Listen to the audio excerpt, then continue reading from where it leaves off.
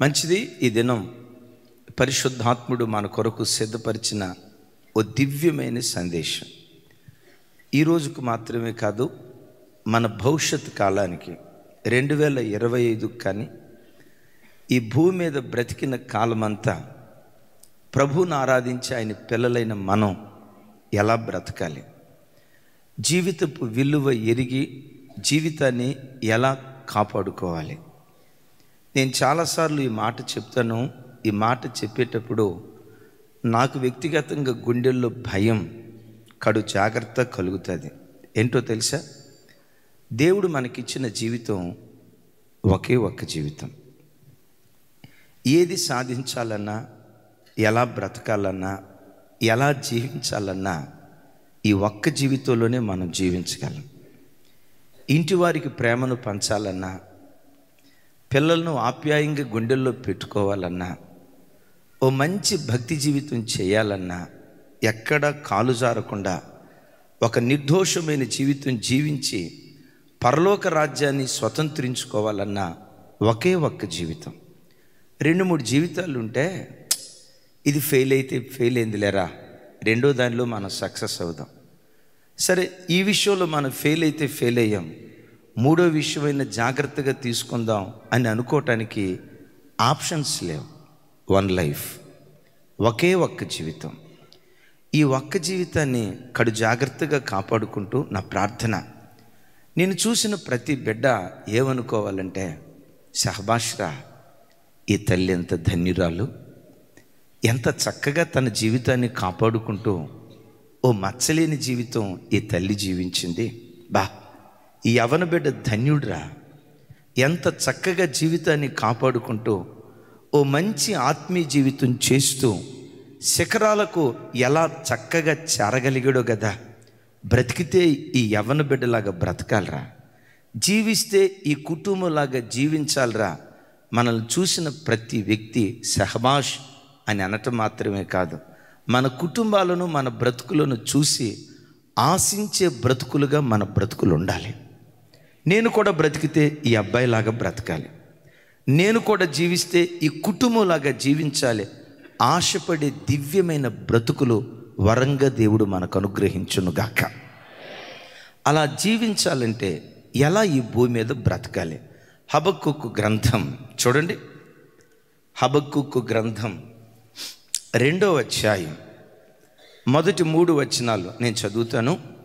ఆయన నాకు ఏమి సెలవిచ్చునో, అందరూ ఆయన నాకు ఏమి సెలవిచ్చునో నా వాదము విషయమై నేనేమి చెప్పుదునో చూచుటకై నేను నా కావలి స్థలము మీదను గోపురము మీదను కనిపెట్టుకొని యుందుననుకొనగా యెహోవా నాకిలాగు సెలవిచ్చెను, చదువువాడు పరిగెత్తుచు చదువ వీలుగున్నట్లు నీవా దర్శనమును పలక మీద స్పష్టముగా వ్రాయుము. ఆ దర్శనము నిర్ణయకాలమున జరుగును, సమాప్తమగుటకై ఆతురత పడుచున్నది. అది తప్పక నెరవేరును. అది ఆలస్యముగా వచ్చినను దాని కొరకు కనిపెట్టుము. అది తప్పక జరుగును, జాగు చేయక వచ్చును. ఈ వచనాల్లో అది అది అది అనే మాట చూస్తాం. ఏది? దర్శనం.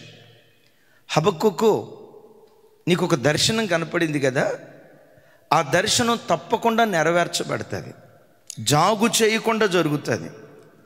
ఆలస్యమైందని నువ్వు కలవరపడొద్దు, నువ్వు ఎదురు చూస్తూ ఉండు. బట్ నువ్వు ఒక దర్శనం కలిగి బ్రతుకు అని హబక్కూకుతో దేవుడి స్థలంలో మాట్లాడుతున్నాడు. క్రైస్తవ జనమ, ప్రతి క్రైస్తవుడు భవిష్యత్తును గూర్చి ఒక దర్శనం కలిగి బ్రతికేవాడై ఉండాలి.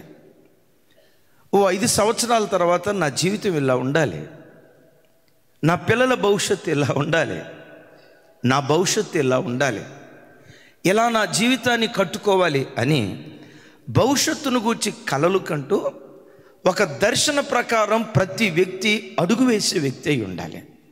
సేవ చేసే సేవకుడు కూడా ఏదో ఇక సేవకు వచ్చాం, సేవ చేయాలి కదా, సేవకు వచ్చాం ఏదో ప్రార్థన చేయాలి కదా, సంఘానికి 4 మాటలు చెప్పాలి కదా అని అనాలోచనగా అడుగులు వేయకుండా ప్రతి వ్యక్తి తాను వేసే ప్రతి అడుగు దర్శన రీతిగా అడుగు వేసే వ్యక్తి అయి ఉండాలి.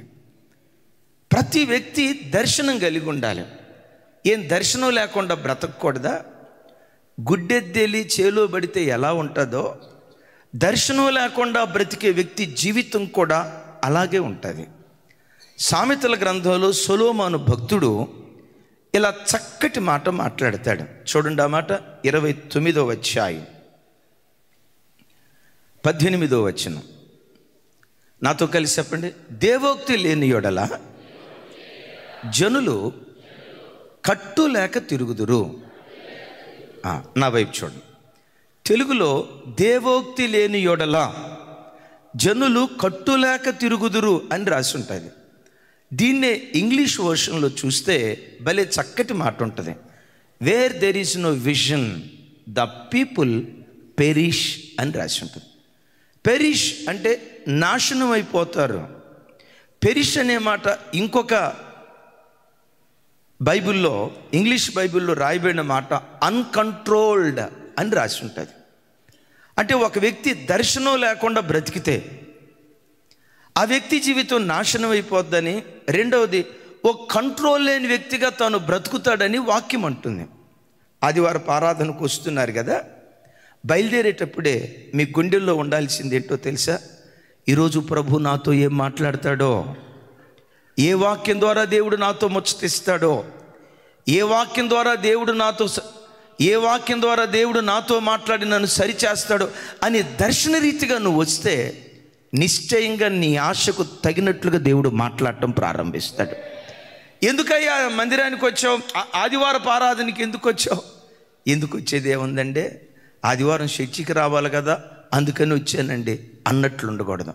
ఆదివారం మందిరానికి ఎందుకు వెళ్తున్నానంటే ఆయన వాక్యం విని నా బ్రతుకును పవిత్రమైన బ్రతుకుగా తీర్చిదిద్దుకోవటానికి, నాలో ఉన్న ప్రతి మలినమైన వ్యక్తిత్వాన్ని తొలగించుకొని నా ప్రభువులాగా మారటానికి, భూమి మీద ప్రభువులాగా మారటం మాత్రమే కాదు, ఇక్కడ కళ్ళు మూస్తే పరలోక రాజ్యంలో కళ్ళు తెరవాలనే దర్శనంతో నేను మందిరానికి వెళ్తున్నానయ్యని ఆ ప్రత్యక్షతతోరా ఏ మాట పోగొట్టుకోకుండా వాక్యపు వెలుగులో బ్రతుకును దిద్దుకోవటానికి ప్రయత్నం చేస్తాం. బాబు ఎందుకు కాలేజీకి వెళ్తున్నావు నాయనా, ఎందుకు కాలేజీకి వెళ్తున్నావు? ఎందుకు వెళ్ళేది ఏముందన్నా, వెళ్ళకపోతే మా అమ్మ కొట్టదో, మా నాన్న తిట్టడు, మా అమ్మ బెత్తానికి పని చెప్పదు, ఎవరో బెత్తానికి పని చెప్తారు, ఎవరో తిడతారని ఎవరి కంటి తుడుపు కోసం నువ్వు వెళ్తే జీవితంలో ఏమీ సాధించలేవు. చివరికి బ్రతుకు నాశనమైపోతుందని వాక్యం ఉంటుంది. బాబు ఎందుకు స్కూల్కి వెళ్తున్నావు, అమ్మా ఎందుకు కాలేజీకి వెళ్తున్నావు, ఇన్ని పుస్తకాలు తీసుకొని నడుచుకుంటా 1000 రూపాయలు ఫీజు కట్టి ఎందుకు కాలేజీకి వెళ్తున్నావు? నేను నోట్ నుంచి రావాల్సిన మాట, మా నాన్న 4th క్లాస్ ఎంప్లాయ్. ఆ నాన్న కడుపును పుట్టిన నేను ఏ రోజుకైనా నా ప్రభు ఆశీర్వాదాన్ని పొంది గజిటెడ్ ఆఫీసర్గా మార్చబడాలి. మా అమ్మ హాస్పిటల్లో ఆయా పని చేస్తుంది. హాస్పిటల్లో ఉన్న పేషెంట్లు విసర్జించిన అసహించుకోకుండా నా తల్లి ఆ పేద స్థితిని బట్టి, చదువులేని స్థితిని బట్టి, ఆ దేన స్థితిలో పనిచేస్తుంది. అదే హాస్పిటల్కి ఒకనొక రోజు నేను డాక్టర్గా అడుగు పెట్టాలి, ఒక ఉన్నత స్థితిలో అడుగు పెట్టాలి. ఎందుకు క్రైస్తవుడు ఎందుకు కలలు గనాలో చెప్పమంటారా?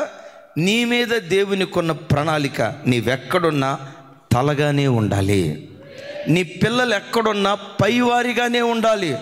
తోకగా ఉండటం, పెద్దగా చెప్పాలన్నమాట, తోకగా ఉండటం ఆమెను కాదు, తోకగా ఉండటం ఆమెనా చెప్పాలి. తోకగా ఉండటం దేవుని చిత్తం కాదు, క్రిందవాడిగా ఉండటం నువ్వు దేవుని చిత్తం కాదు. ఇహమందైనా పరమందైనా నీవు తలగానే ఉండాలి. అంటే వెళ్ళేటప్పుడు ఒక దర్శన రీతిగా వెళ్ళాలి. ఇప్పుడు నేను నిలవబడి వాక్యం చెప్పేటప్పుడు ఆదివారం కదా వాక్యం చెప్పాలి కదా అన్నట్లు చెప్పకూడదు. ప్రభువా నేను బోధించే బోధ ద్వారా కనీసం ఒక్క ఆత్మైనా మీ తట్టు తిరగాలి ప్రభువా, ఒక్క బిడ్డ అయినా పశ్చాత్తాపడాలి స్వామి. సంఘానికి వచ్చిన ప్రతి బిడ్డ పరలోక రాజ్యానికి ఆయత్తపడాలని ఒక దర్శన రీతిగా సేవకుడు సేవ చేయాలి. దర్శన రీతిగా ప్రతి బిడ్డ తన బ్రతుకులో అడుగులు వేసేవాడిగా ఉండాలి. దర్శనం లేకపోతే అన్కంట్రోల్డ్, అంటే క్రమశిక్షణ లేని జీవితంగా నీ జీవితం మారిపోతుంది. నీ వ్యక్తిగత జీవితంలో నీకంటూ ఒక దర్శనం లేకపోతే జీవితాల్లో నాశనం అయిపోతాయి. కంట్రోల్ తప్పి ప్రవర్తిస్తాం. అది రాజుగారి ఏనుగు. రాజుగారిని ఊరేగిస్తూ ఉంటారు. రాజుగారు ఉన్నంతసేపు బాగానే ఉంటుంది. రాజుగారు లేనప్పుడు దాని పేరు మదపటేనుగు. మీరు వినుంటారు కదా. ఈ మావటివాడు తన ఇంటి దగ్గర నుంచి రాజగృహానికి ఆ ఏనుగును తీసుకుని వెళ్ళేటప్పుడు అది దారి వెంబడి వెళ్ళేటప్పుడు మామూలుగా వెళ్ళదు. అది చేసే తొంటర పనులు, అది చేసే పనికిమాలి కార్యక్రమాలు ఎంత అంతా కాదు. దారి వెంబడి వెళ్తుందా, అక్కడ అరటికాయల దుకాణం కనపడితే అరటికాయలు గెలగెల లాగేసి కాళ్ళ కింద పెట్టుకుని తింటుంది. దాన్ని ఏమన్నా అందామా? ఈ ఏనుగునంటే రాజుగారిని అన్నట్లు లెక్క. అందుకని ఒక్కొక్కరు ప్రాణం బిగబెట్టేవాళ్ళు. ఫ్రూట్ షాప్ కనపడితే దౌర్జన్యంగా అందులోకి అడుగు పెట్టేది. పుచ్చకాయ కనపడితే పగలగొట్టేది. ప్రతి షాప్ మీద దౌర్జన్యం చేస్తూ ఉండేది, దాడి చేస్తూ ఉండేది. అందరూ తిట్టుకుంటూ ఉండేవాళ్ళు కానీ ఏమనేవాళ్ళు కాదు. ఇది ఆ మావటి వాడికి ఒక పెద్ద తలనొప్పిగా మారిపోయింది. ఏం చేయాలి ఏం చేయాలి ఏం చేయాలి? రాజుగారి దగ్గరికి వెళ్ళింది. బాధపడ్డాడు. అంటే నా వల్ల, నా ఏనుగు వల్ల ప్రజలు ఎంత నష్టపోయారా అని చెప్పి ఇలా జ్ఞానుల సభ ఒకటి ఉంటే అది దారి వెంబడి వచ్చేటప్పుడు ఎట్లాంటి తొంటర పనులు చేయకుండా ఉండాలంటే, కంట్రోల్ తప్పిన పనులు చేయకుండా ఉండాలంటే ఏం చేస్తే ఇది సక్రమంగా మార్గంలో వస్తుంది అని అంటే ఒక్కొక్కళ్ళు జుట్టు బీక్కున్నారు. రాజా, ఏనుగుని ఎవడు కంట్రోల్ చేస్తాడు రాజా? ఏదో కుక్కనో నక్కనో పిల్లినో కంట్రోల్ చేయగలుగుతాం, కానీ ఏనుగును కంట్రోల్ చేయాలని చూస్తే దాని కంట్రోల్లోకి మనం వెళ్ళిపోతాం రాజా, మన వల్ల కాదని అందరూ చేతులు ఎత్తారు. ఈలోపు ఒక ఆయన మేధావి అన్నాడు, ఏం లేదు రాజా, అది దారి వెంబడి వచ్చేటప్పుడు దానికి ఏ పని చెప్పలేదుగా, ఒక పని చేయండి. మావటి వాడి ఇంటికాడ బయలుదేరేటప్పుడు దాని తొండానికి ఒక పూలదండ తగిలించండి. పూలదండ తగిలించి దీన్ని భద్రంగా రాజుగారి ఇంటికి తీసుకొని వెళ్ళాలా అని చెప్పండి. ఒక పని అప్పగించండి. ఇక ఈ తొంటరి గింటరి పనులన్నీ మానేస్తుంది అని చెప్తే, అరే నిజమే కదా అని చెప్పి ఈసారి మావటివాడు ఆ ఏనుగు బయలుదేరేటప్పుడు దాని తొండానికి చెప్పాలి పూలదండ తగిలిచ్చారట. ఇక చూడండి, ఏనుగు పూలదండ ఎట్లా పట్టుకొని ఇటు చోట్ల అటు ఇటు చోట్ల ఒక దర్శనం, దాని కళ్ళ ముందు ఒక పని, ఇదిగో ఇది తీసుకొని వెళ్ళి రాజుగారికి అప్పగించాలి. ఒక దర్శనం, ఒక ప్రణాళిక, ఒక పని అప్పగించిన తర్వాత ఇక ఇటు అటు చూడకుండా సరాసరి రాజుగారి దగ్గరికి వెళ్ళి రాజుగారికి దండిచ్చిందట. రోజు ఆ పని చేశారు. కంట్రోల్ తప్పిన పని అది మానేసి క్రమశిక్షణ కలిగిందిగా అది బ్రతకటం ప్రారంభించింది. దైవజనమా, నీ బ్రతుకులో నీకంటూ ఒక దర్శనం ఉంటే ఆ దర్శనమే ఒక డిసిప్లైన్డ్ బిలీవర్గా నేను మార్చడం ప్రారంభిస్తుంది. చప్పట్లు కొడుతూ స్తోత్రాలు చెప్దాం. అక్కడ దాకా ఎందుకు? ఇప్పుడు పిల్లలు ఉన్నారు, సమ్మర్ హాలిడేస్లో టయానికి లెగుస్తారా? స్కూల్స్ జరిగేటప్పుడు టయానికి లేస్తారా? అమ్మా, నీ తెలివి సేకటబాడా. సమ్మర్ హాలిడేస్లో పెందరకాయలు లేస్తారా? వాడిని ఎప్పుడు లేపాలో అర్థం కాదు. ఒకరోజు 7ంటికి లేస్తాడు, ఇంకో రోజు 10ంటికి లెగుస్తాడు. అదే స్కూల్కి వెళ్ళే టైంలో నువ్వు తిట్టో బొట్టో ఏదో ఒకటి చేసి వాడు టయానికి లేస్తాడు. ఎందుకు? స్కూల్స్ జరిగే టైంలో వాడు టయానికి లేవటానికి కారణం ఏంటో తెలుసా? నేను స్కూల్కి వెళ్ళాలి. చూడండి, ఆ దర్శనం ఒకరిని డిసిప్లైన్డ్ పర్సన్గా మారుస్తుంది. ఈరోజు స్కూల్కి వెళ్ళేది లేదు, చిన్న ఈరోజు పని ఏంట్రా, ఏమో ఆ టయానికి ఏది పడితే అది అన్న పరిస్థితి ఉందనుకోండి, వాడికి క్రమశిక్షణ ఉండదు. దైవజనమా, కూర్చొని పగటి కలలు కాదు, ఇక్కడ ఓ 10 సంవత్సరాల తర్వాత నా కుటుంబం ఈ స్థితిలో ఉండాలి, ఆర్థికంగానైనా ఆత్మీయంగానైనా ఆరోగ్యపరంగానైనా. సరే, 10 సంవత్సరాలు కాదు, ఇప్పుడు వాక్యం వింటున్నాను కదా, ఈ వాక్యం విని తిరిగి ఇంటికి వెళ్ళిన తర్వాత ఈ దినమంతా నా ప్రభు కొరకు నేను ఎలా బ్రతకాలి, ఊహల్లో కూడా పాపము చేయని పవిత్రమైన జీవితం నా ప్రభు కొరకు నేను జీవించాలి, చూపుల్లో కూడా దారి తప్పని ఒక నిష్కలంకమైన జీవితం నా ప్రభు కొరకు జీవించాలని ఒక దర్శనం కలిగి నువ్వు బ్రతికితే ఆ దర్శనమే నేను శిఖరాల మీద కూర్చోవటం ప్రయత్నించునుగాక, నేను శిఖరాల మీద ఆ దర్శనమే కూర్చొండబెట్టునుగాక. నేను చెప్పే మాట, ప్రతి క్రైస్తవుడు ఒక దర్శనం కలిగిన వాడిగా బ్రతకాలి. దర్శనం కలిగిన వాడు ఏమంటారంటే విజనరీ. చెప్పండి, మిషనరీ కాదు. విజనరీ అంటే దార్శనికుడు లేక దూరదృష్టి కలిగిన వాడు. ఆమేన్ చెప్దాం, ఆమేన్. ఈ పిల్లల్ని కూర్చోబెట్టురా, నువ్వు పెద్ద అరిగిన తర్వాత ఏమవుతావురా అని అడిగారు అనుకోండి, వాడికి చిన్నప్పటి నుంచి నువ్వు ఫీడింగ్ ఇవ్వాలి. వాడు వెంటనే ఏమన్నాడు తెలుసా? నేను ఇర్మియానని అవుతాను అన్నాడు. పాపోళ్ళు అయితే నేను జ్యోతక్కన అవుతాను అనాలి. అది కాదా అన్న, ఇప్పుడు పరిచర్య చేసే కుటుంబాల్లో నుంచి ప్రవక్తలైనా లేవనెత్తుతాడు, పరిపాలకులైనా లేవనెత్తుతాడని అన్న చెప్తారు కదా. నేను పెరిగి పెద్దోడైన తర్వాత ఒక సివిల్ సర్వెంట్నై మన ఇమ్మాన్యుయల్ మినిస్ట్రీస్కి ఒక కుడి భుజంగా నేను నిలవబడాలి, అన్నోళ్ళకి సేవలో నేను ఒక సహకారిగా నిలవబడాలని చిన్నతనం నుంచి వాళ్ళని ఒక దర్శన రీతిగా మనం పెంచేవారిగా ఉందుముగాక. చిన్నతనం నుంచి ఉగ్గుపాలతో అది మనం మన పిల్లలకు నేర్పేవారిగా ఉందుముగాక. చప్పలు కొడుతూ స్తోత్రాలు చెప్దాం. విజనరీ ఒకసారి చూపించు తమ్ముడు. విజనరీ అనే దానికి స్పెల్లింగ్ విజనరీ. ఒక్కొక్క అక్షరంలో నుంచి హబక్కు గ్రంథంలో రాయబడిన ఈ 3 వచనాల్లో నుంచి ఈ 3 సెషన్స్లో దివ్యమైన వర్తమానం. విజనరీ VISIONARY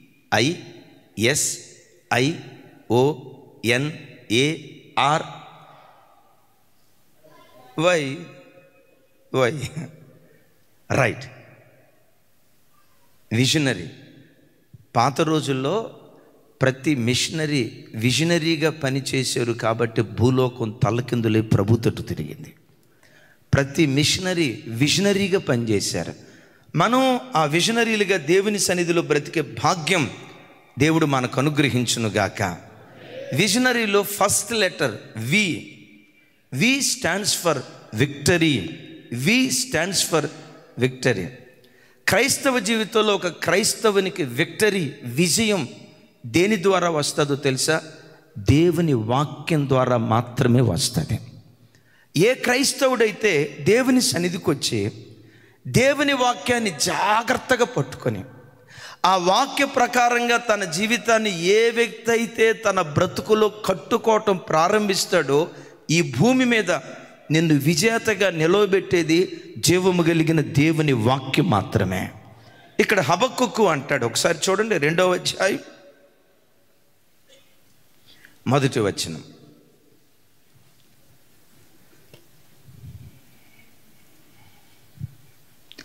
నాతో కలిసి చెప్పండి. ఆయన నాకు ఏమి సెలవిచ్చునో, నా వాదము విషయమై నేనేమి చెప్పుదునో.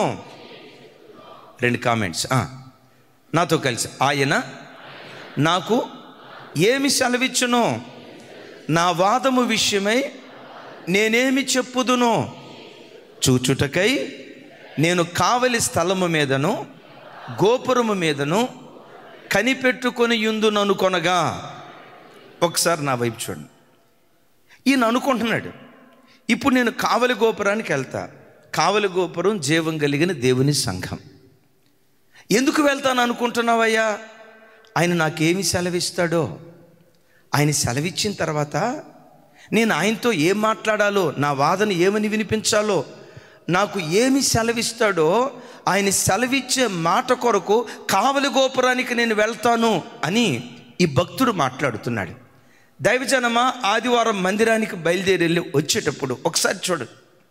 ఆదివారం మందిరానికి బయలుదేరి వచ్చేటప్పుడు శనివారం నుండే నీ గుండెల్లో ఒక జిజ్ఞాస, తల్లి నీ గుండెల్లో ఒక ఆకలి, నీ గుండెల్లో ఒక ఆశ. ప్రతి ఆదివారం వినే వాక్యమే కదా అని అనుకోకు, ప్రతిరోజు చదివే బైబిలే కదా అని అనుకోకు. అరే చిన్నప్పటి నుంచి సండే స్కూల్ నుంచి చర్చికి వెళ్తున్నాం కదా, మనకు తెలియని వాక్యం కదా, మనకు తెలియని వాక్యం ఏం కాదు కదా అని అనుకోకు. ప్రతి శనివారం ఆదివారం మందిరానికి వచ్చినప్పుడు రేపు ఆదివారం దేవుడు నాతో ఏం మాట్లాడతాడో, ఏ వాక్యం ద్వారా దేవుడు సెలవిస్తాడో ఆ వాక్యం వినటానికి నీటి వాగుల కొరకు దుప్పి ఆశపడినట్లుగా వాక్యం కొరకు మన ప్రాణం తహతహలాడును గాక. చప్పట్లు కొడుతూ దేవునికి స్తోత్రాలు చెప్పు. ఇప్పుడు దేవుడు ఏమి సెలవిస్తాడో విందాం, దేవుడు ఏం మాట్లాడతాడో విందాం అని, దేవుడు ఏమి సెలవిస్తాడో విందామని ఆసక్తి చూపించే ప్రజలు వాక్యం వినేటప్పుడు దైవ సేవకుడు అలా వాక్యం చెప్పడానికి నిలబడక మునిపే దేవుడు నాతో మాట్లాడబోతున్నాడని ఒక్కొక్క బిడ్డ ఎంత ఆసక్తిగా తలలు పైకెత్తుతారో. కొంతమంది ఉంటారు వాక్యం చెప్పేటప్పుడు, పాస్టర్ గారు నిలబడి వాక్యం చెప్పేటప్పుడు కొంతమంది ఒక్కొక్క ఫేస్ ఎక్స్ప్రెషన్ చూస్తే ఇక లేచావా అన్నట్టు, అబ్బా రోజు వినేదేగా, ఏదో భారంగా విన్నట్లుగా వింటారు. నిన్న శనివారం మన వర్తమానం ఉంది కదా, ఆదివారపు ఆరాధనకు వచ్చేటప్పుడు ఎట్లా ఉండాలని ఒక ఇద్దరు కామెంట్ పెట్టారు. ఒకసారి చూడండి, ఆ కామెంట్ మీకు చెప్తాను. చూడండి అందరూ పెద్దగా, నేను చదువుతాను. మొదటిగా, దేవుని నామానికి వందనాలు అన్నయ్య, మీరు కూడా మందిరానికి వెళ్ళినప్పుడు మా ప్రవర్తన గురించి బాగా వివరించారు అన్నయ్య. కొంతమంది స్త్రీలు ముసుకేసుకొని అబ్బా ఆ బిడ్డ ఎవరో చూడండి, ఎక్కడ ముసుకేసుకొని హాయిగా నిద్రపోతున్నారు. లేపినా లేవరన్నయ్య, చూడండి లేపినా లేవరన్నయ్య. వాళ్ళని బట్టి కూడా ప్రార్థన చేయండి అన్నయ్య. నిద్ర రాకుండా దేవుని వాక్యం ఏ విధంగా ఆత్మను సిద్ధపరుచుకొని ఉండాలో ప్రార్థన చేయండి అన్నయ్య. చూసారా, లేపినా లేవట్లేదంట అక్కోళ్ళు. ఇప్పుడు దేవుడు ఏమి సెలవిస్తాడో, ఇప్పుడు నరేంద్ర మోడీ గారు ఇక్కడ నిలవబడ్డారు. ఓ మాట, నరేంద్ర మోడీ గారు నిలవబడబోయేటప్పుడు చర్చి ప్రజలందరి అటెన్షన్ ఎట్లుంటుంది? ఏం మాట్లాడతాడో. ఈ స్థలంలో నిలవబడి మాట్లాడేవాడు నరేంద్ర మోడీ కంటే గొప్పవాడు, రేవంత్ రెడ్డి గారి కంటే గొప్పవాడు, అమెరికా దేశ అధ్యక్షుడు ట్రంప్ గారి కంటే గొప్పవాడు, నరేంద్ర మోడీ గారి కంటే గొప్పవాడు. దేవుడు నాకేమి సెలవిస్తాడో, ఆయన నాతో మాట్లాడిన తర్వాత నా వాదన ఆయనకి వినిపించాలని దుప్పి నీటి వాగుల కొరకు ఆశపడినట్లుగా వాక్యం కొరకు మన ప్రాణం తహతహలాడును గాక. ఓ తమ్ముడు రమేష్ JB 7BS అన్నగారు, దేవునికి వందనాలు. మీరు ప్రవచిస్తున్న ప్రతి మాట ఎంతో అమూల్యమైన రత్నాలు. మేము ఆస్వాదించే దాన్ని బట్టి దాని విలువ మాకు అర్థమవుతుంది. ఏమంట? ఆస్వాదించే దానిని బట్టి దేన్ని బట్టి? ఇప్పుడు 4 టేస్టీ బడ్స్ ఉంటాయి, తెలుసు కదా, టేస్టీ బడ్స్ ఉంటాయి. టేస్టీ బడ్స్ బ్రతుకున్నంత కాలం చికెన్ ముక్క పెట్టుకున్నాం అనుకోండి, అబ్బా, పచ్చడి పెట్టుకున్నా, అబ్బా, అవి చచ్చిపోతే చెప్పాలి. నీ లోపట వాక్యం కొరకైన దాహం బ్రతికున్నంత కాలం ప్రతి మాటను ఆస్వాదించటం ప్రారంభిస్తాం. అవి చచ్చిపోతే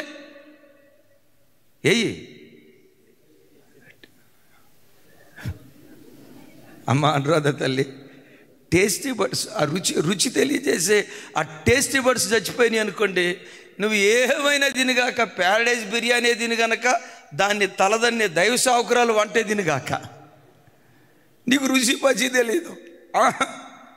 జ్యోతక్క వండిన సాంబారే దాగ్గాక, రత్నకథ వండిన సాంబారే దాగ్గాక రుచి తెలియదు నీకు. వింటున్నారు ఈ మాట? ఆ బిడ్డ అంటాడు, తమ్ముడా ఒకసారి చూపించు. మేము ఆస్వాదించే దాన్ని బట్టి దాని విలువ మాకు అర్థమవుతుందన్న. ప్రతి దినం ఆ రోజు కావలసిన ఆహారం మన్నా వలె మాకు అందించబడుతుంది. ఇశ్రాయేలీల పాళ్యంలో మన్నా కురిసినట్లుగా దేవుని వాక్యపు మన్నా ప్రతి అరుణోదయపు దినాన మా ఇంట్లో కురుస్తుంది. ఆస్వాదించేదాన్ని బట్టి దాని విలువ మనకు అర్థమవుతుంది. యేసయ్యకు మహిమ కలుగును గాక. దైవజనమా, దైవ సన్నిధికి వచ్చిన ప్రతి బిడ్డ దేవుడు నాతో ఏం మాట్లాడతాడో విచిత్రం ఏంటో చెప్పంటారా? రేపు భవిష్యత్తులో నువ్వు ఎలా బ్రతకాలి, ఈరోజు ఈ స్థితిలో దేవుని సన్నిధికి వచ్చిన నీవు రేపు నువ్వు ఎలా జీవించాలి, రేపటి జీవితంలో నీ బ్రతుకులో ఎదురు కాబోయే ప్రతి శోధన ముందుగానే దేవుడు ఎరిగి, ఇప్పుడు ఎగ్జామ్ జరగబోతుంది మార్చి నెలలో జరగబోయే ఎగ్జామ్కి జూలై నెల నుంచి పాఠాలు చెప్తారు. July, August, September, October, November, December, జనవరి చెప్పాలి, ఫిబ్రవరి. గమనించండి, ఈ 8 నెలలు క్లాసులో ఏం చెప్తారు? ఏ పాఠాలు? రేపు రాబోయేటువంటి పరీక్షలో రాబోయే ప్రశ్నలు, వాటికి సమాధానాలు ఇప్పుడే చెప్తారు. దైవజనమా, నీ బ్రతుకులో కూడా రేపు భవిష్యత్తులో ఎదురు కాబోయే ప్రతి శోధన ఎదుర్కోవటానికి కావలసిన వాక్యం ముందుగానే దేవుడు తెలియచేస్తాడు. ఆ వాక్యాన్ని పట్టుకొని మనం బ్రతికామా, ఈ భూమి మీద నిన్ను నన్ను విజేతలుగా నిలవబెట్టేది జీవము కలిగిన దేవుని వాక్యమే. ఈ మధ్య జస్ట్ 2-3 డేస్ లాస్ ఏంజల్స్ భయంకరంగా పట్టణం పాడైపోయి కాలి బూడిదైపోయి, అమెరికా దేశంలో ఎంత భయంకరమైన పరిస్థితులు ఏంటని ఈరోజు ప్రపంచ దేశాలు గడగడగడలాడుతున్నాయి. వింటున్నారా? గడగడగడలాడుతున్నాయి. అరే, సంతోషంగా నూతన సంవత్సరంలో అడుగుపెట్టాం.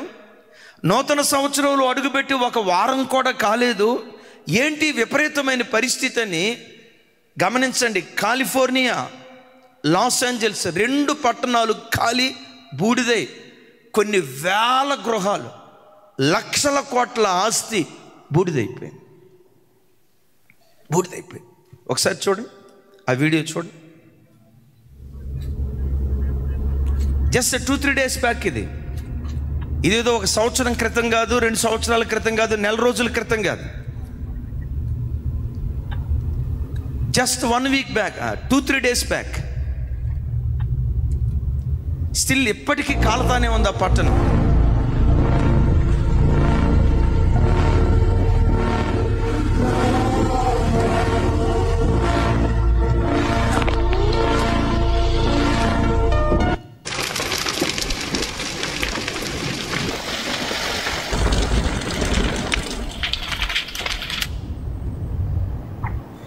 రైట్, దైవజనమా, చూశారు కదా, అది క్రైస్తవ దేశం. లాస్ ఏంజల్స్ అనే పట్టణం ప్రపంచ దేశాల్లో ఉన్న పట్టణాలన్నింటిలో అత్యంత ధనిక పట్టణం అట. ఆ పట్టణపు జీడిపి, ఆ స్థాయిని అందుకునేటువంటి పట్టణాలు భూమి మీద ఇంకేవీ లేవట. హాలీవుడ్ నటులు అందరూ ఆ పట్టణంలో ఉంటారు. ఈరోజు శ్మశానంగా మారి బూడిదిగా మిగిలిపోయింది. అయితే విచిత్రం చెప్పంటారా, ఈ పట్టణానికి గతి పట్టబోతుందని జనవరి 1వ వారంలో ఈ అగ్ని మంటలు చెలరేగక మునిపే 3 రోజుల ముందు ఒక చిన్న యవ్వన బిడ్డను దేవుడు నిలవబెట్టి ఆ పట్టణాన్ని హెచ్చరిస్తున్నాడు. ఏ లాస్ ఏంజల్స్, దేవుని ఉగ్రత మీ మీదకు దిగి రాబోతుంది, తస్మా జాగ్రత్త. వావి వరసలు తప్పి మీరు ప్రవర్తిస్తున్నారు. పురుషులతో పురుషులు, స్త్రీలతో స్త్రీలు అవాంఛనీయమైన కార్యక్రమాలు చేస్తున్నారు.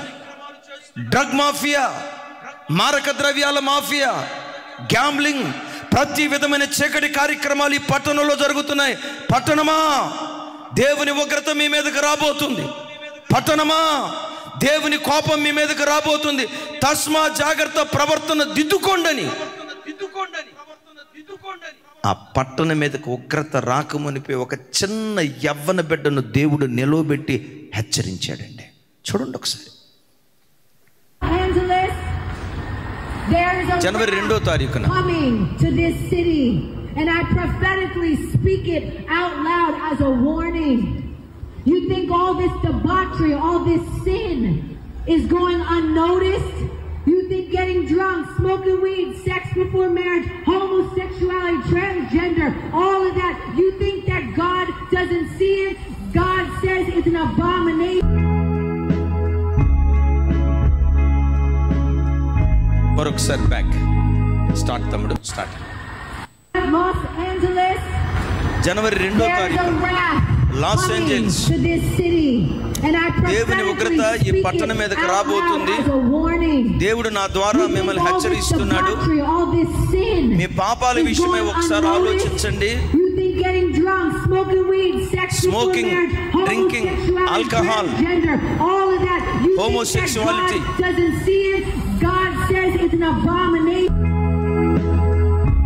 2వ తారీఖు దేవుడు మాట్లాడాడు. 8వ తారీఖు ఆ చిన్న యవ్వన బిడ్డ నోట నుంచి దేవుడు పలికించిన ఆ మాట దేవుడు నెరవేర్చాడు.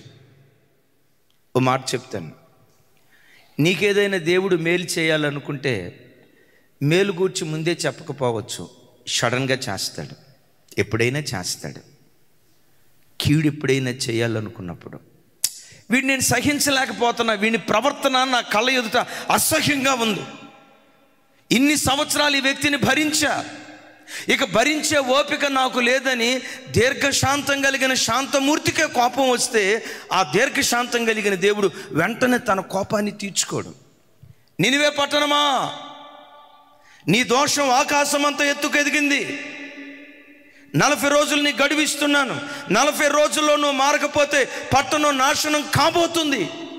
నేను అంటాను, దేవుడు నాశనం చేయాలనుకున్నప్పుడు రైట్ రాయల్గా అక్కడ అడుగుపెట్టి నాశనం చేయొచ్చు కదా. ఈ దేవుడు కీడు చేయటానికి త్వరపడేటువంటి దేవుడు కాదు, మేలు చేయటానికి త్వరపడతాడు. కీడు చేయటానికి 1కి 10 సార్లు ఆలోచించి. మెట్టుకు దైవజనమా, ఆదివారం దేవుని సన్నిధికి మనం వచ్చినప్పుడు వాక్యం ద్వారా దేవుడు మాట్లాడతాడు.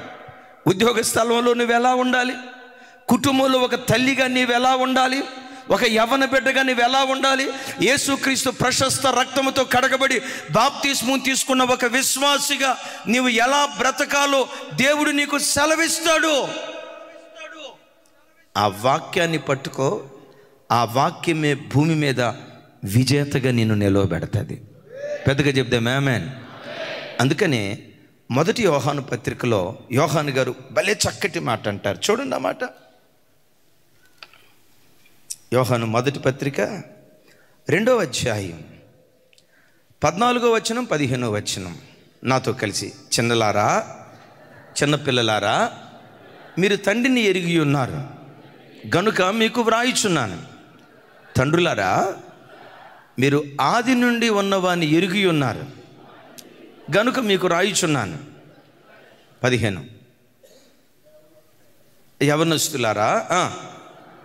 యవనస్తులారా మీరు బలవంతులు. ఇక్కడ నుంచి చెప్పండి, యవనస్తులారా మీరు బలవంతులు, దేవుని వాక్యము మీ యందు నిలుచుచున్నది, మీరు దుష్టుని జయించి ఉన్నారు గనుక మీకు వ్రాయిచున్నాను. చప్పలు కొడుతూ దేవునికి స్తోత్రాలు చెప్దాం తమ్ముడు. అక్కడ మాట ఇప్పుడు సరే నాతో కలిసి, యవనస్తులారా, పెద్దగా ఈ మాట అనండి, యవనస్తులారా.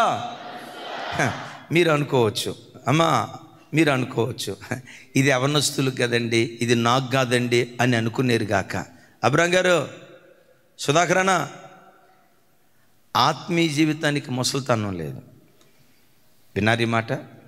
నీ శరీరానికి ముసలితనం ఉంది, నీ వయస్సుకు ముసలితనం ఉంది.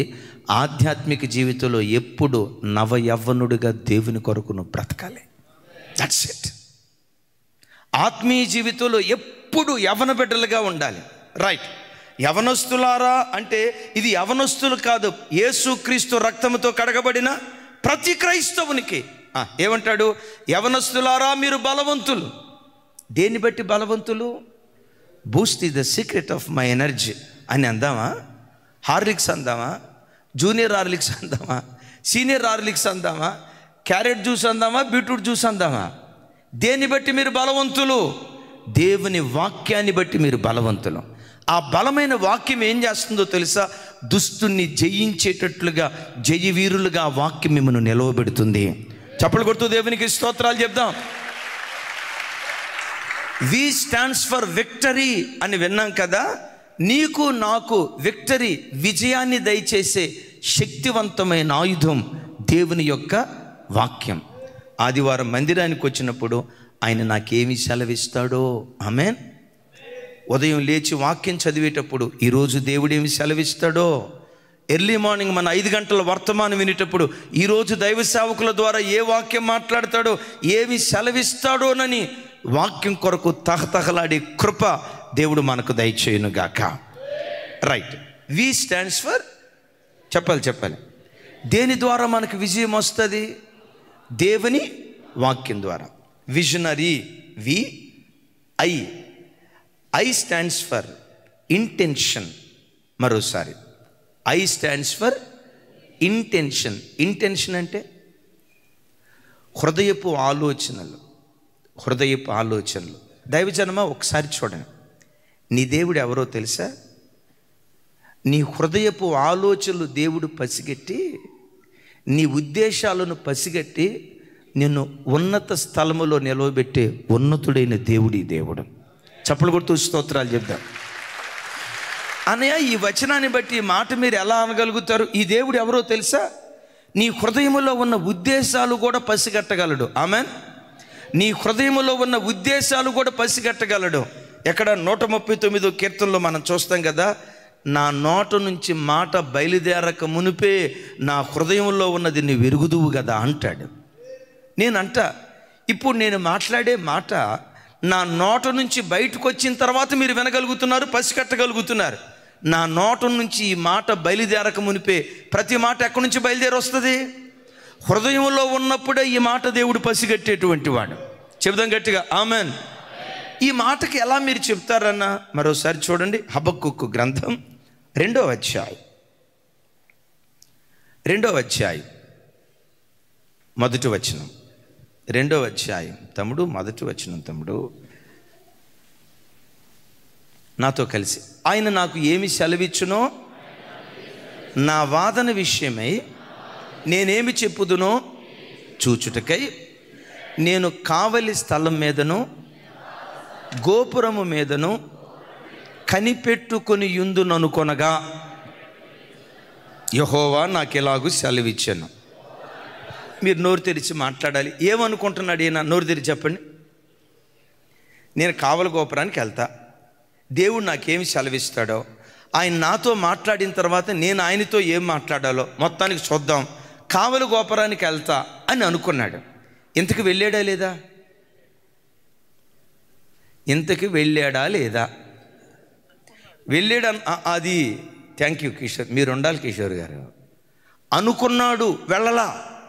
హృదయంలో ఆలోచిస్తున్నాడు, కావలి గోపురానికి వెళ్ళాలి, నా దేవుడు ఏం మాట్లాడతాడో, కావలి గోపురానికి వెళ్ళాలి, నా దేవుడు ఏమి సెలవిస్తాడో, ఆయన మాట్లాడిన తర్వాత నా దేవునితో నేనేమని మాట్లాడాలో, కావలి గోపురానికి వెళదాం అని అనుకున్నాడంట. అనుకునే లోపే యెహోవా నాకు ఇలాగూ సెలవిచ్చెను. అద్భుతం తెలుసా?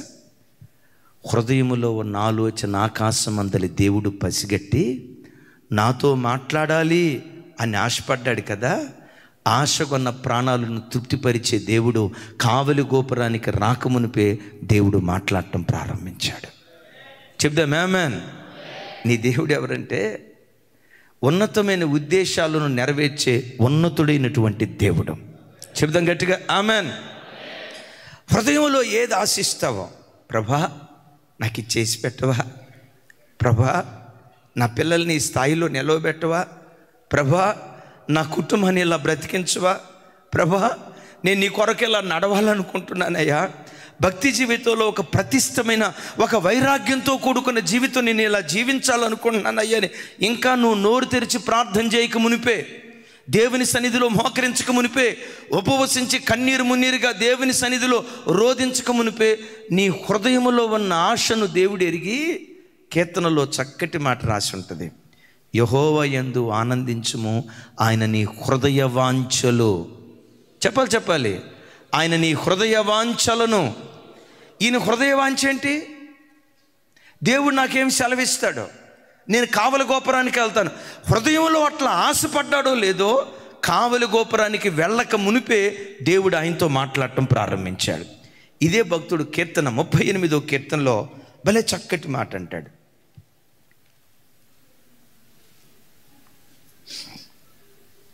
38:9 నాతో కలిసి, ప్రభువా నా అభిలాష అంతయు నీకే కనబడుచున్నది, నా నిట్టూర్పులను నీకు దాచబడి ఉండలేదు. అంటే దేవునికి ప్రతిదీ మరుగే. హృదయంలో ఉన్న నిట్టూర్పు, ఏంటోలే బ్రతుకు, ఏంటోలే జీవితం, ఎందుకు బ్రతుకుతున్నానో ఏమో, తమ్ముడా దేవుడు నన్ను ఎందుకు పుట్టించాడో ఏమో, నాలాంటి అభాగ్యురాలు అవసరమా భూమి మీద, నేను ఒక మంచి తల్లిని కాలేకపోయానే, నేను ఒక మంచి తండ్రిని కాలేకపోయానే, ఓ మంచి విశ్వాసిని కాలేకపోయానే. నీ ప్రయత్నం నువ్వు చేసి జీవితంలో ఎప్పుడైనా ఓడిపోయి నిట్టూర్పులు విడిస్తే నీ హృదయపు సవ్వడి వినే హృదయనాథుడు నేను ప్రకటించే యేసుక్రీస్తు వారు నీ నిట్టూర్పు వింటాడు. అట్ దట్ సేమ్ టైం అంటాడు, యెహోవా నా అభిలాష. అభిలాష, హృదయంలో ఏది అభిలాష పడతావో, ఏది ఆశపడతావో నీ హృదయాభిలాషను పసిగట్టే దేవుడు నేను ప్రకటించే యేసుక్రీస్తు వారు. ఆయన ఏం చేస్తారో తెలుసా? నా బిడ్డ ఇది ఆశపడింది కదా, నా బిడ్డ కొరకు నేను ఇది చేసి పెట్టాలి, నా సేవకుడు ఇది ఆశపడ్డాడు కదా, నా సేవకుడు కొరకు ఇది నేను చేసి పెట్టాలని నీ హృదయాభిలాషను దేవుడు పసిగట్టి నీవు అడిగిన దానికంటే, ఊహించిన దానికంటే అత్యధికంగా కార్యాలు చేయగల గొప్ప దేవుడు. ఒకసారి చూడండి అమ్మా, నీ గుండెల్లో ఉన్న అభిలాష ఏంటి? నీ కడుపును పుట్టిన నీ పిల్లల విషయమే. ఎలా చూడాలని నీ హృదయం ఆశపడుతుంది?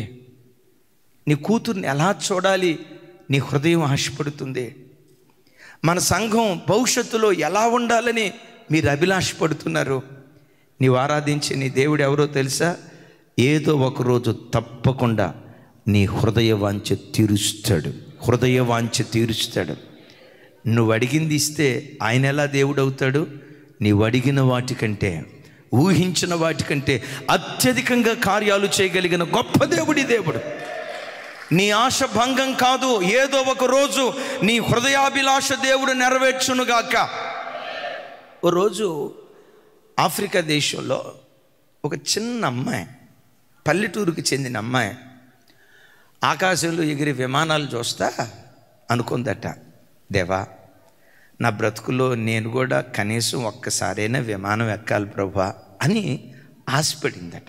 ఇప్పుడు పల్లెటూరులో పుట్టి పెరిగిన మనం ఆ రోజుల్లో ఎవరైనా బెందెత్తుకొని నీళ్లు మోసుకొని వస్తున్నారు అనుకోండి, తొంట రోడ్డు ఉంటాడు, ఏమైనా చెప్పండి, మీకు తెలియదమ్మా, అంతా అమెరికాలో పుట్టిన బ్యాచ్ లాగా ఉన్నారు. ఏమనేవాళ్ళు? ప్రసాద్ గారు ఏమనేవాళ్ళు? అదిగో విమానం, అదిగో విమానం అనేవాళ్ళు. విమానం అనే మాట వినటంతో జరిగింది ఏంటో తెలుసా? తల మీద ఉన్న బిందె కూడా వదిలిపెట్టి ఎట్లా చూసినటువంటి పరిస్థితి పల్లెటూళ్ళల్లో. అట్లా నేను కూడా ఒకసారి బిందె పడగొట్టాను అన్న వాళ్ళు ఎవరైనా ఉంటే చేతులపైకి ఎత్తండి. ఎత్తరు, సిగ్గుపోద్దని. పర్వాలేదు, నేను చెయ్యి ఎత్తమని కూడా అన్నాం, పర్వాలేదు ఒక మాట. అలాంటి పల్లెటూరు అమ్మాయి వాళ్ళ అమ్మకి చెప్పిందట, అమ్మా నాకు ఇలా విమానం ఎక్కాలని ఉందమ్మా అని. అంటే ఆ తల్లి అందట, పగటి కలలు కనుకో, మనమేంటి, మన తాయి ఏంటి, మన టాటస్ ఏంటి, అడిగేదానికి కూడా అద్దుండాలి అని అనలేదంట. తల్లి అందట, కలలు కనరా, ఆశపడరా, మనం ఆరాధించే దేవుడు ఆశకున్న ప్రాణాలను తృప్తిపరిచే దేవుడు. దేవుడు ఆశ తీరుస్తాడ్రా, తప్పకుండా నీ హృదయ వాంఛ నెరవేరుస్తాడ్రా. అలా ఆలోచిస్తావని. విమానం టికెట్ కొనగలిగే ఆర్థిక సామర్థ్యత లేదు, ఎవరినో అడిగిందట. ఎయిర్ హోస్ట్ ఉద్యోగం తీసుకుంటే, ఎయిర్ హోస్ట్ ఉద్యోగం సంపాదిస్తే ఎక్కటమే కాదు, కంటిన్యూస్గా విమానంలోనే తిరగొచ్చు అని చెప్పి మొత్తానికి ఎయిర్ హోస్ట్ కావాలని చెప్పి ఆ విమానయాన సంస్థకు అప్లికేషన్ పెట్టుకొని ఉద్యోగం కావాలంది. ఈ అమ్మాయిని చూసి, పొట్టి అమ్మాయి అంట, నీ ఎత్తు అన్ఫిట్. ఏ ఫిట్? అన్ఫిట్. నువ్వు పొట్టిదానివమ్మా, నీ పర్సనాలిటీ వాళ్ళకి ఎయిర్ హోస్ట్ ఉద్యోగం రాదు. ఆ ఎయిర్ హోస్ట్ ఉద్యోగం రావాలంటే మంచి హైట్ ఉండాలి, అందం ఉండాలి, నీకు రాదు అన్నారంట. ఆమె దగ్గరకు వచ్చి, అమ్మా నేను ఎయిర్ హోస్ట్ ఉద్యోగం కావాలని అంటే నువ్వు పుట్టిదానివి, నువ్వు విమానం ఎక్కడానికి కుదరదు, ఈ ఉద్యోగానికి నువ్వు కుదరదు అని అన్నారు. ఏడుస్తూ ఉంటే తల్లి అందట, ప్రార్థన చేసుకోరా, కలలు కనరా, ఆశపడరా, దానికి మించిన స్థితిలో దేవుడు నిన్ను నిలవబెడతాడురా అంద. ఈ అమ్మాయికి ఆశ చావక, అంటే చూడండి, ఈ అమ్మాయికి ఆశ చావక, సరే ఎయిర్ హోస్ట్ ఉద్యోగానికి నేను పనికి రాలేదు, కనీసం పైలట్ ఉద్యోగానికి నేను పనికి వస్తానా? రైట్, పర్వాలేదు, ఉద్యోగం వచ్చేటట్టుంది. ఇప్పుడు పైలట్ ఉద్యోగం, పైలట్గా ఇది నేర్చుకోవాలంటే కొన్ని లక్షల రూపాయలతో కూడుకుంది. తనకున్న కారు అమ్మింది, అమ్మకొచ్చే పెన్షన్ తీసుకుంది, రూపాయి జాగ్రత్త చేసి మొత్తానికి పైలట్ ఉద్యోగం కొరకు ఆ డబ్బు వెచ్చిచ్చుదామని అనుకునే లోపు ఎందుకో సడన్గా అమ్మాయికి ఒక చిన్న బిజినెస్ పెట్టాలని ఆలోచన వచ్చింది. చిన్న బిజినెస్ పెట్టింది. దేవుడు దాన్ని ఆశీర్వదించాడు. ఇంకొంచెం పెద్ద వ్యాపారం, దాన్ని దేవుడు ఆశీర్వదించాడు. దాన్ని తలదన్ని అంత పెద్ద వ్యాపారం, దాన్ని దేవుడు ఆశీర్వదించాడు. చివరికి అమెరికా దేశంలో ఆ అమ్మాయి విమానయాన సంస్థనే ప్రారంభించిందట. ఆమెన్. అదుగదుగదుగో ఆ తల్లి ఎస్ఆర్ఎస్, ఆ అమ్మాయి విమాన సంస్థ. ఇప్పుడు ఎయిర్ ఇండియా, నానే నీకు బాగా తెలుసు, ఎయిర్ ఇండియా, దేవాన్ దాబానా?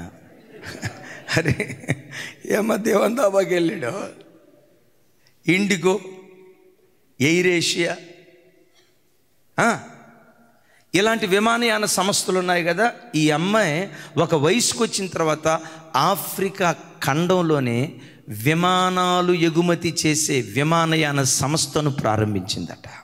చూడండి, ఆ బిడ్డ ఏమందో తెలుసా? ఎంత గొప్ప విజయాన్ని సాధించిన తర్వాత, ఈ విజయం నా ద్వారా కలిగింది కాదు, కానీ నా ప్రభు నా ప్రక్కన నిలవబడి పెంట కుప్పల మీద నుంచి లేవనెత్తి, నేను ఆశపడిన దానికంటే, చూడండి, ఆశపడిన దానికంటే, అడిగిన దానికంటే, ఊహించిన దానికంటే అత్యధికంగా కార్యాలు చేస్తాడు. వాక్యంలో రాసింది కదా, జస్ట్ నా ప్రభుని అడిగింది ఎయిర్ హోస్ట్గా ఉద్యోగం చేయాలని, నా ప్రభువుని నేను అడిగింది పైలట్గా ఉద్యోగం చేయాలని.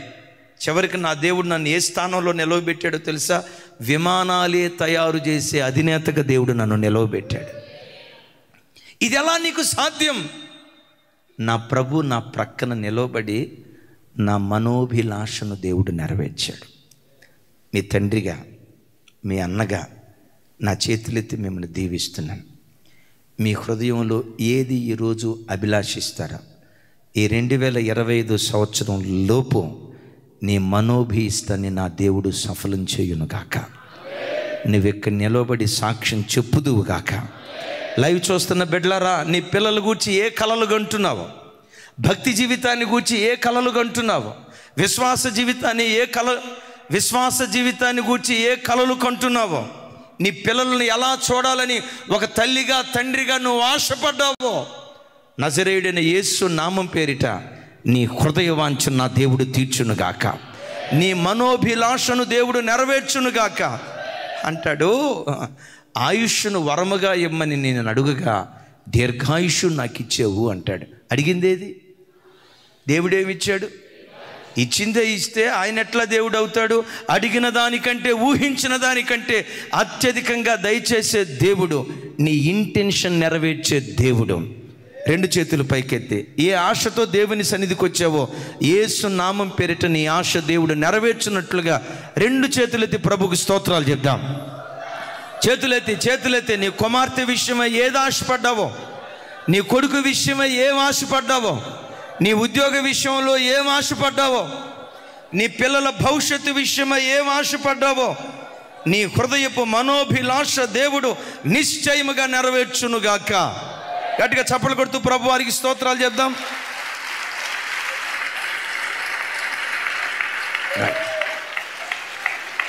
Right. V stands for victory, I stands for intention, S stands for stupendous అంటే గొప్ప గొప్ప కలలు కనాలి. జెరెమియా అనే నాతో దేవుడు అంటాడు, ఒరే చిన్న చిన్న కలలు కనొద్దురా, పెద్ద పెద్ద కలలు కను. సరే, ఈ మాట అంటానికి బైబిల్లో ఇక్కడ హబక్కుకులో మనకున్న ఆధారం ఏంటంటే ఒకసారి ఆ మాట చూడండి. మోషన్న బాగా వినాలి. 2వ అధ్యాయం 2వ వచనం నాతో కలిసి. యెహోవా నాకు ఎలాగూ సెలవిచ్చాను, చదువువాడు, పెద్దగా చదువువాడు పరిగెత్తుచు చదవ వీలుగున్నట్లు నీవు ఆ దర్శన విషయమును పలక మీద ఎక్కడ రాయమన్నాడు? ఎక్కడ రాయమన్నాడు? ఎట్లా రాయమన్నాడు? అదే కాదు, ఇంకొక మాట కూడా అన్నాడు. పరిగెత్తేవాడు వాడు ఆగడం. ఈ నోటీస్ బోర్డు మీద ఏముంది? ఏం అక్షరాలు రాసి ఉన్నాయి? ఆగడాడు. వాడు వెళ్తానే ఉంటాడు, రన్నింగ్ బస్సులో వెళ్తానే ఉంటాడు, 2 వీలర్ మీద వెళ్తానే ఉంటాడు. పరిగెత్తువాడు చదువ వీలుగున్నట్లు. పరిగెత్తేవాడు చదువ వీలుగున్నట్లు అంటే పరిగెత్తేవాడు చదవాలంటే అక్షరాలు చిన్నగా ఉండాలా, పెద్దగా ఉండాలా? సీమ తలకాయ ఎంత అక్షరాలు ఉండాలా? ఏనుగు తలకాయ ఎంత ఉండాలా? ఏనుగు తెలుసా తెలియదా? చెప్పాలి. సీమ తలకాయ ఎంత ఉండాలా? ఏనుగు తలకాయ ఎంత ఉండాలా? పరిగెత్తేవాడు చదవాలి అంటే అక్షరాలు పెద్దగా ఉండాలి. ఈ మాటకున్న అర్థం ఏంటో తెలుసా? నువ్వు పెట్టుకున్న దర్శనం అది పెద్దదై ఉండాలి, అది ఉన్నతమైనదై ఉండాలి. నీ శక్తికి మించిన ఉన్నతమైన ఉద్దేశాలు మనసులో పెట్టుకొని, ప్రభా ఇదిగో నాకున్న ఉద్దేశం ఇది, నా హృదయ వాంఛ తీర్చు అని ఆయన సన్నిధిలో నువ్వు ప్రార్థన చేయగలిగితే ఈ దేవుడు ఆశగొన్న ప్రాణాన్ని తృప్తిపరిచేవాడు. విలియం కేరీ, ఎంతమంది విన్నారు ఆ భక్తుని పేరు? అందరూ విన్నారు. ఈయన తన స్వస్థలంలో ఉన్నప్పుడు వాస్తవంగా చెప్పులు కుట్టుకునే ఆయన వచ్చిన వాళ్ళు అందరితో చెప్తూ ఉంటాడట, నేను మిషనరీగా వెళ్ళాలనుకుంటున్నాను, భారతదేశానికి వెళ్ళాలనుకుంటున్నాను. ఇదిగో నా చెప్పుల దుకాణంలో చూడండి, ఆ గోడ మీద భారతదేశపు మ్యాప్ పెట్టుకొని చెప్పులు కుట్టుకుంటా భారతదేశాన్ని చూస్తా. ఏనాటికైనా ఆ గడ్డ మీద నేను అడుగు పెట్టాలి, ఏనాటికైనా భారతదేశంలో నేను సువార్త ప్రకటించాలి, భారతీయులకు నా దేవుని ప్రకటన చేయాలని. విచిత్రం చూడండి, చెప్పులు కుట్టుకునే ఆయన దేశం కాని దేశానికి వచ్చి ఇక్కడ మిషనరీ వర్క్ చేయాలని ఆ తన చెప్పుల దుకాణంలో భారతదేశపు మ్యాప్ పెట్టుకొని మాట్లాడుతూ ఉండేవాడట. చుట్టూతో ఉన్న వాళ్ళు అన్నారు, వండాలి కానీ మరి చెప్పండి అమ్మ ఒక మాట, వండాలి కానీ మరి కనాలి కానీ మరి, అరే చెప్పండి రా తల్లి, కనాలి కానీ మరి పగటి కళలు అనకూడదు. ఓ తమ్ముడు, మన చర్చికి వచ్చే తమ్ముడు, జస్ట్ 17 సంవత్సరాల కుర్రోడు, 15 సంవత్సరాల కుర్రోడు, జస్ట్ పాలిటెక్నిక్ అయింది, హైదరాబాద్లో చిన్న ఉద్యోగం, 13,000 రూపాయలు ఉద్యోగం. సుందర్ నగర్లో పాత ఫెయిత్ దగ్గర ఉన్నప్పుడు ఆ తమ్ముడు వచ్చాడు, ప్రార్థన చేయించుకొని, అన్నయ్య నేను ఏ రోజుకైనా హైదరాబాదులో సొంత వర్క్షాప్ పెట్టాలి, నేను ఇప్పుడు పనివాడిగా బ్రతుకుతున్నాను, అక్కడ నా చేతి కింద అనేక మంది పనివాళ్ళు ఉండాలి, నేను అనేకులకు జీవనోపాధిని కల్పించాలన్నా, దేవుడు అలా నన్ను ఆశీర్వదించినట్టు ప్రార్థన చేయండి అన్న అన్నాడు. ఆ చిన్నబిడ్డ ఆ మాటలు అంటున్నప్పుడు నా హృదయం ఉప్పొంగిందండి, హృదయం ఉప్పొంగింది. మనోడు కాస్త ఓవర్గా మాట్లాడుతున్నట్టున్నాడే, బడాయి మాట్లాడుతున్నాడే, స్థాయికి మించిన మనస్సులో కూడా ఆలోచన రాలేదు. ప్రభువుడు చెప్తున్నాను, ఇది జరిగి సుమారుగా 15 సంవత్సరాల క్రితం, కొంచెం అటు ఇటుగా ఇంకా చెప్పాలంటే 16 సంవత్సరాల క్రితం, 17 సంవత్సరాల ఒక చిన్న బిడ్డ పాలిటెక్నిక్ చదువుకొని చిన్న ఉద్యోగం చేస్తూ హైదరాబాద్లో నేను సొంత కంపెనీ పెట్టాలన్నా, అనేకులకు జీవనోపాధి కల్పించాలన్నా, నేనన్నా ఏ రోజుకైనా నీ హృదయ వాంఛ దేవుడు తప్పకుండా తీరుస్తాడు తమ్ముడు. ఎప్పుడు దర్శనం ఉన్నతంగా ఉండాలి, నీ గోల్, నీ లక్ష్యం ఉన్నతంగా ఉండాలి. గమనించండి, నేను అన్నా ఏ రోజుకైనా దేవుడు ఆశ తీరుస్తాడు. ఇంజనీరింగ్ పూర్తయింది, ఎంటెక్ పూర్తయింది, ఓ సాఫ్ట్వేర్ కంపెనీలో నెలకొచ్చి 2 లక్షల రూపాయలు సంపాదించే స్థితిమంతుడిగా దేవుడు, కొంచెం అటు ఇటుగా 2 లక్షల రూపాయలు సంపాదించే స్థితిమంతుడిగా దేవుడు ఆ బిడ్డను ఆశీర్వదించాడు. ఒక 4 నెలల క్రితం నా దగ్గరికి వచ్చి, అన్నా నా 18వ ఏట మీ దగ్గరికి వచ్చి సొంత కంపెనీ పెట్టాలనుకుంటున్నాను కదా. అవును తమ్ముడు, అప్పుడు అన్నావు అది 16 సంవత్సరాల క్రితం తమ్ముడు. నేను చేస్తున్న ఉద్యోగానికి రిజైన్ చేస్తున్నానన్నా, మీరు ప్రార్థన చేస్తే రేపటి నుంచి నేను కంపెనీ స్టార్ట్ చేయాలని ఆశపడుతున్నాను, ప్రార్థన చేయండి అన్నాడు. స్టార్ట్ చేశాడు. జస్ట్ ఒక 3 days బ్యాక్, అన్నా పలానా ఫారిన్ నుంచి నాకు ఒక ఆర్డర్ వచ్చిందన్నా, ఇన్ని సంవత్సరాల ప్రార్థనకు దేవుడిచ్చిన ప్రతిఫలం అన్నా. బిడ్డలారా, జీవితంలో ఎప్పుడు ఉన్నతమైన కలలు కనండి. నేను ఒక ఉన్నత స్థానంలో ఉండాలి కలగనండి. భూమి మీద ఉన్నత స్థానంలో ఉన్నట్లు మాత్రమే కాదు, ఒకవేళ ఈ గడియలో నేను కళ్ళు మూస్తే పరలోకం నుంచి దేవదూతలు దిగొస్తారు. పునరుద్ధానపు శరీరాన్ని దేవుడు నాకు అనుగ్రహిస్తాడు. మేఘాల మీద పరలోకానికి ఆరోహణం అవుతాను. పరలోకంలో వాళ్ళు అడుగు పెట్టడంతో దేవదూతల గణం పరలోకంలో నన్ను ఆహ్వానిస్తుంది. అపోస్తుడైన పౌలును ముఖాముఖిగా చూస్తా, పేతురయ్యను ముఖాముఖిగా చూస్తా. ప్రవక్త అయినా మీకు ఎవరు కావాలో చెప్పండి? ఏలియా. ఇంకెవరు వద్దా? మరి మోషేనేం చేస్తావు ప్రసాద్ గారు? వాళ్ళందరినీ ముఖాముఖిగా చూస్తా. యేసయ్య దగ్గరికి వెళ్తా, యేసయ్యను ముఖాముఖిగా చూస్తా. యేసయ్యా యేసయ్యా యేసయ్య అంటూ 50 సంవత్సరాలు నిన్ను ఆరాధించే యేసయ్య, ఈరోజు నీ ముఖాన్ని కనులారా చూస్తున్నాను యేసయ్య. ఇంతకు మించి నాకేం కావాలి? నా ప్రభువును చూసి మైమరిచిపోతా. నా ప్రభు తన ఒడిలో నన్ను కూర్చోబెట్టుకుంటాడు. యుగాయుగాలు నా ప్రభుతో కూడా నేను బ్రతుకుతా. యుగాయుగాలు నా ప్రభుతో కూడా నేను జీవిస్తా. ఇంతకు మించిన భాగ్యం ఏముంది? పరలోకాన్ని గూర్చిన దర్శనం, పరలోకాన్ని గూర్చిన కళ, ఉన్నతమైన పవిత్ర జీవితం జీవించినట్లుగా కళ. ఈ దైవికమైన విషయాల్లో ప్రతి బిడ్డ కలలుగానేవాడిగా ఉండాలి. కళలంటే నిద్రపోయేటప్పుడు వచ్చేవి కాదు, నీకు నిద్ర లేకుండా చేసే కళలు. చప్పట్లు కొట్టాలి గట్టిగా. కలలుగా అనుమానాన్ని చెప్పి ఇంటికి వెళ్ళిన తర్వాత పడుకొని కళ రామ్మ కలమ్మ రామ్మ అని పిలిచారు కాక. కాదు కాదు కాదు కాదు, నిద్రపోయేటప్పుడు వచ్చే కళలు కాదు, నీకు నిద్ర పట్టకుండా చేసే కళలు. ఆ కళ ఎట్లుండాలి? ఆ దర్శనం ఎట్లుండాలి చెప్పాలి. స్టెపెండస్, అమేజింగ్, బిగ్ అనే పదం వాడబడింది అక్కడ. స్టెపెండస్, ఉన్నతమైన లక్ష్యం, ఉన్నతమైన సంకల్పం. నూతన సంవత్సరంలో ప్రవేశించాం కదా, ఓ తల్లి గురించి చెప్పా. ఆ తల్లి చక్కగా సంసారం చేసుకుంటుంది, మంచి భర్త, 2 పిల్లలు, సొంత కంపెనీ. విచిత్రం ఏంటో తెలుసా? రోజుకొచ్చి 8 గంటలు ప్రార్థనలో గడిపిద్దట. ఒకళ్ళు కూడా ఆమెనల్లా. రోజుకొచ్చి 8 గంటలు ప్రార్థనలో గడిపిద్దట. ఈ ఉన్నత లక్ష్యం కళ్ళ ముందు పెట్టుకో.